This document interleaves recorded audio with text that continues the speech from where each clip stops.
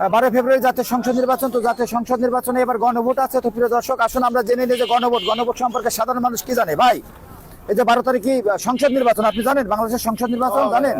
এখানে যে ভোট আছে, আপনি গণভোট হ্যাঁ বা না জানেন?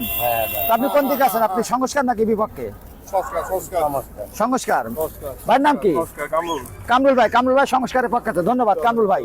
তো আমরা আশা করি আমাদের এই যে 12 তারিখে যে গণভোট, এই গণভোটে সাধারণ মানুষের রিয়াকশন জানি। এই যে 12 তারিখ নির্বাচন, আপনি জানেন বাংলাদেশে 12 তারিখে নির্বাচন হবে? এখানে ভোট আছে, গণভোট, হ্যাঁ বা না ভোট, আপনি জানেন? তো আপনি কোন দিকে আছেন? আপনি হাতে আছেন নাকি নাতে আছেন? সংস্কার নাকি সংস্কার না আগের মতো? হাতে আছে। আচ্ছা প্রিয় দর্শক ভাই, আপনি কোন দিকে আছেন? হাতে আছেন? হাতে আছেন? ভাই নাতে আছেন না? ভাই, ভাইয়ের নাম কি? ভাই আমরা একজনকে পেলাম নাতে, ভাইয়ের নাম কি?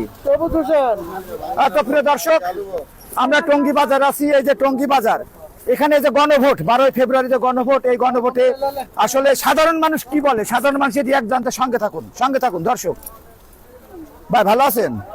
আলহামদুলিল্লাহ। আপনার নাম কি ভাই? মোহাম্মদ বিলাল হোসেন। তো বিলাল ভাই, যে গণভোট হ্যাঁ বা না, আপনি কি জানেন হ্যাঁ বা না সম্পর্কে? না, এই সম্বন্ধে আমরা জানি না। আমরা জানি যে সুষ্ঠু নির্বাচন হোক, ভালো হোক। তো এখানে একটা গণভোট আছে, সেই গণভোটে হ্যাঁ বা না ভোট আছে। আপনি যদি হ্যাঁ ভোট দেন তাহলে কিছু সংস্কার হবে রাষ্ট্রীয় কাঠামো, না ভোট দিলে আগের মতো। তো আপনি কি চান, আগের মতো নেই নাকি আপনি আছে হ্যাঁ ভোট দেবেন? কোনটা? জনগণ ভালোভাবে চলতে চাইবে, এটাই চাই। আর দেশ ইসলামের পথে চলুক, এটাই চাই। তাহলে কি আপনি আপনি হ্যাঁ ভোট আপদ কিনা আমি জানি না। আপনি যেটা বলছেন এটা বুঝতে পারি। দর্শক, এই যে হ্যাঁ বা না, উনি যেটা চাচ্ছে, উনি যদি হ্যাঁ ভোট দেয় তাহলে উনার সে চাটা পূরণ হবে।